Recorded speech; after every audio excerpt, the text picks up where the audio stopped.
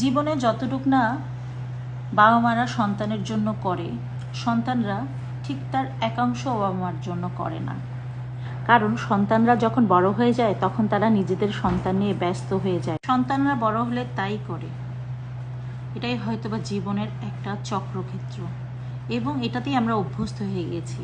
কিন্তু না, বাবা মারা যখন বয়স হয়ে যায় তখন তাদের প্রয়োজন পড়ে সন্তানদের, এবং সন্তানদের পাশে থাকাটা যে কত জরুরি প্রত্যেকটা বাবা মা বয়স হলে বুঝতে পারে।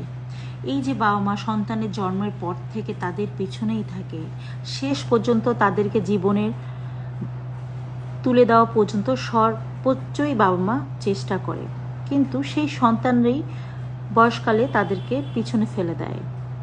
আসলে আমরা এমন একটা সমাজে বসবাস করছি, এটা আমাদের রীতি হয়ে গেছে, কিন্তু আমাদের সন্তানদের উচিত আমার বাবা মাদের পাশে থাকা এবং বয়স হলে তাদের বেশি বেশি খোঁজ খবর নেওয়া, তাদের দেখাশোনা করা।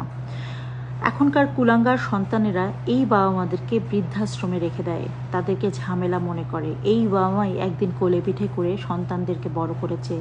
তাই আসুন, যাদের বাবা মা আছে আমাদের, আমরা যেন সবসময় বাবা মা সেবা করি, খোঁজ খবর নিই এবং বিপদ আপদে তাদের পাশে থাকি, কখনো বাবা মাকে ছুঁড়ে না ফেলে দেই। ধন্যবাদ।